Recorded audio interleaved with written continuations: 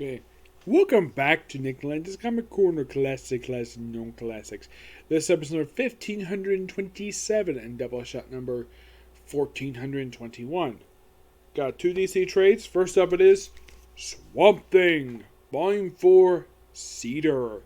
This collected issues 19 to 23 of Swamp Thing and 23.1 of Swamp Thing Volume 5. Now we got a new writer in this book at this point. This is Charles Shaw. Yeah, this is kind of in a way one of the... I think this may have been one of the first books he wrote, because currently when you think of Charles Shaw, you think of as, well, he wrote this book and Red Lanterns for DC, and I think that's it. I think it's all he did for DC. Marvel. Off the top of my head, these are the books he wrote. She-Hulk, Daredevil, Star Wars, Poe Dameron, Obi-Wan Anakin. There's also Darth Vader. There's also, let's see, there is Inhuman, Uncanny Inhumans. He was one of the co-writers for all new Inhumans. He wrote Inhuman Atlantic Rising, which I will probably cover in the future. I'm trying to think, if there was anything else he wrote. Let's see, at the top of my head. You know, surprisingly, Charles Shaw has never wrote a group book. Oh yeah, by the way, he's the current writer of Star Wars. I have met Charles Shaw. Awesome guy, me a person. Oh, and here's a fun fact for you about Charles Shaw. Do you know what's other fashions aside being a comic writer? The guy's a lawyer. Yes, he's a lawyer. What kind of lawyer is he? He's an immigration lawyer. Yes, seriously, that's what he does when he's not writing comics. Which I'm like, how does he get time to do both? Write papers for courts and basically deal with comics? Could basically understand how the heck he had an awesome run on Daredevil. Yeah, his Daredevil was fantastic. I love his run for Daredevil. It had a slow start to it, but it was a great book. She-Hulk was fantastic. Not really had some of the artwork for that book. Now in the case of a Swamp Thing run, this book felt pure fun. I thoroughly enjoyed this start. Now, you're probably thinking, who is Cedar? The Cedar is, in fact, the Philonic Man. Yes, for some reason, Charles Shaw decided to change his name to the Cedar, and he's called the Cedar for pretty much the whole run. When he pops up in their books, he's reverted back to be called the Philonic Man. And the whole point of the Cedar is that he wants to become the new champion of the Green, despite the fact the Green Arrow's got a champion. His name is Swamp Thing. He fights him, and I think he actually briefly wins. Though, basically, in the case of Swamp Thing, this basically kind of starts a storyline thread where he basically was kind of getting rid of the Parliament of Trees in this whole era. If you're curious though about 23.1, that's a focus on Anti-Arcane. And if you're not a Swamp Thing fan, you're probably like, who in the heck is Anti-Arcane? Okay, he's an old enemy of Swamp Thing's, and he's Abby Arcane's uncle. Abby Arcane is Swamp Thing's longtime love interest and actually also his wife. And the mother of his only child. And you're thinking, Swamp Thing's a plant man. How the heck did she and him have a child? The answer is quite dumb. This actually was explained in issue 76 of Swamp Thing, where Swamp Thing possessed John Constantine to sleep with his wife. I am not kidding about that. And you're probably thinking, did Alan Moore write this because he created John Constantine? No, this is Rick Vaughan wrote this thing. Oh my gosh. Yeah, this happened back in the 80s, mind you, so you cannot blame you can't blame Alan Moore, you can't blame Lee Weed for this. It's Rick Vaughan. You blame him for that. Yeah, Abby Arcane at this point is the champion of the Rot. That's like the stuff, basically, it's the bad stuff. Originally, her uncle was the champion for the Rots, and now she is. And that's pretty much her thing here. Now, Swamp Thing. Now, the thing about the villains of the one-shots is that a lot of the time, the regular heroes, are not in the actual issue because, well, they take a break for a month. Now, the first two issues of this book are simply this. Though I kind of felt this as they cut some pages out of here. I thought this felt a little thin. Where Swamp Thing goes to Metropolis. But he ends up causing a lot of trouble in Metropolis. And how the heck did he accomplish that? And Superman figures it right away. Oh, it's a scarecrow! Yes, it was a scarecrow that caused Swamp Thing to go friggin' nuts. Scarecrow, a Batman villain in Metropolis. It's DC. This is nothing new. Like, here's a good example for you. Clayface has fought frickin' Wonder Woman. Or here's one. The Joker was the villain of a crossover for Superman. And he's fought Superman multiple times. Even as far back as the Silver Age. So Batman villains go to Metropolis. This is nothing new. First time I could think of Scarecrow's gone to Metropolis because he's never ventured outside of Gotham City, not I could think of. But the whole point of Swamp Thing going to Metropolis was because he wanted Superman's advice on being a public hero. Superman gives a pretty good advice and he goes off. And then later on he meets up with the Philonic Man, who decided to change his name to the Cedar. Yep.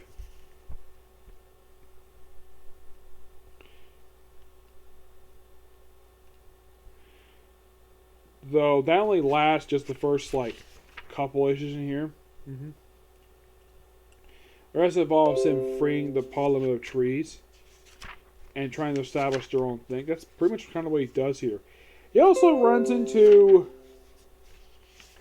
as in the cover of this issue, he runs into his old friend John Constantine, which they actually kept canon the fact these two know each other. Oh, by the way, typical thing of how whenever John Constantine shows up, everybody basically can't stand John Constantine because he's a jerk. Yeah, and then of course John Constantine, and of course Swamp Thing, he's like, nice look. Shall we see if one of the folks can lay us a bit of Tensol medication? What are you doing here? In respect. Yep, and he grabs him by the throat because he doesn't like John Constantine very much. Yep, and this whole thing is about the whiskey tree, yes. All about whiskey for a couple issues. Yep. And you're probably thinking, okay, when the heck is the Philonic Man going to show up? I thought he did in this issue. Nope, he doesn't. Nope.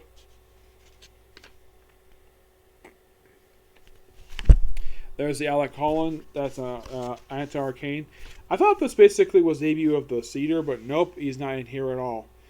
But this is still basically a good start for Charles Schultz's run. Hopefully, I'll be able to cover the Cedar's debut. I think it covers. I think it came in these issues, but I think it actually came later on. Yep. But still, good book. All right, next up it is Wonder Woman, Earth 1, Volume 3. And you're probably thinking, you previously reviewed Volume 1. Where's Volume 2? My luck, I would have Volume 2, so we have Volume 3 here. Of course, written by Grant Morrison and Yannick Perk. I met Yannick Perk, great guy to me in person, and it seems like he's a freaking collaborator, Grant Morrison. Aside from this, the only thing else they worked on, aside from the Earth 1 graphic novels, is Seven Soldiers. Yep. And the story for this one is set after the first one. We have this world's version of Maxwell Lord show up. Yes, Maxwell Lord. Steve Trevor's in prison for allegedly being brainwashed. Oh yeah, by the way, the Baroness, Paula von Goethe, she's here, and they say she's brainwashed. When I was reading this, I'm like, yeah, this is so stupid. Why the heck would Grant Morrison claim any person who went to Themyscira, which they've heard was Amazon Island for some reason, they've heard anybody going there gets brainwashed. Do they have any proof of this? No, they're just basically more open people. By the way, the thing opens with a funeral for Queen Hippolyta, because I think she died in the last book. I haven't read Volume 2. Yep. So, by the way, and it's also revealed, now, Maxwell is acting typical, more evilish Maxwell Lord, more than usual. Oh my gosh. And then they reveal something quite dumb about Maxwell Lord. That this Maxwell Lord is actually Ares, the god of war. I'm like, okay, that is, I'm thinking because the way that he actually is acting here seems a lot like Ares, the god of war. Yes, I'm not really sure of why he's like that. And of course, Steve Darnell is General Darnell is here. Did you know at one point, and I kid you not, Darnell at one point was attracted to Wonder Woman.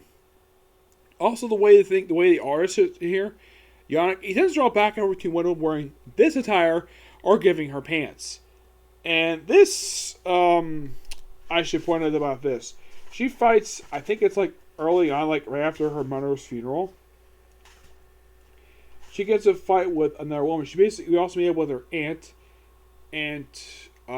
Destra, that's her, where she gets into a fight with, I think it's supposed to be, it's not Aphrodite, it's Artemis. Yep. So, yeah, Paula here, who apparently is on a leash. And then she fights Artemis. Like, challenge, you want to take me on? Yeah, and then they fight. And we get a good, like, double page spread of this. And then Wonder Woman wins. And then she makes out with her. Yep, Wonder Woman kisses a woman. And they have Paula like, I'm the youngest of the Amazon, the convert of your creed, to teach you words I have my own. How about us? That word is love. Oh my gosh, like, wow. Yes.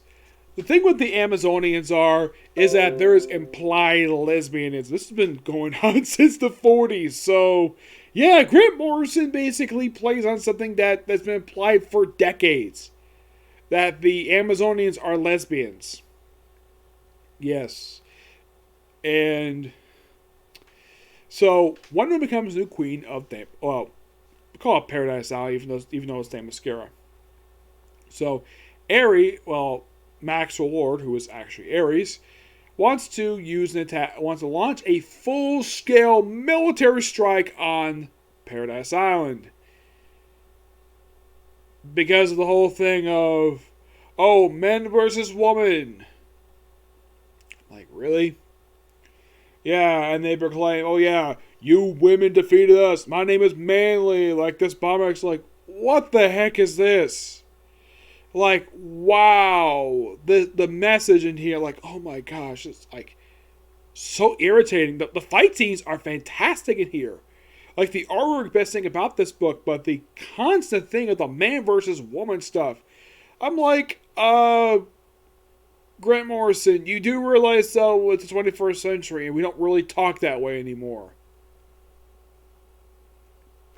Yeah. Yeah, and he basically at one point, this guy who's basically a suicide bomber calls Steve Trevor a gender traitor. Wow, that's so stupid. Like, oh my gosh. And Max Allure, the way he's written here, is completely out of character. Like, not even the regular in-universe Max Allure would be this stupid. So basically, let's just control the president. Let's control the U.S. military to launch a full-scale attack on Paradise Island just because it's an island full of women and they brainwash people for their ways. Despite the fact that, no, they really don't. They basically changed them for the better. They reformed them. Not brainwashed them. Oh, and by the way, there's these three generals basically in here.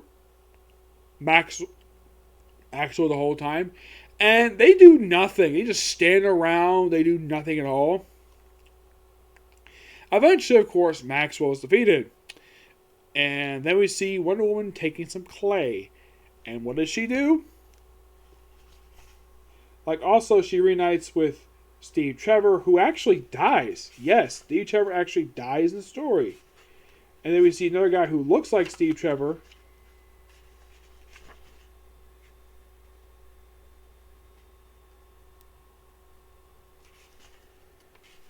Yeah.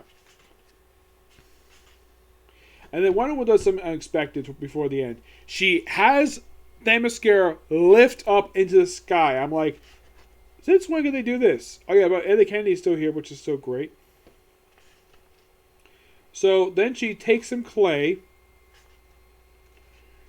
And like her mother before her,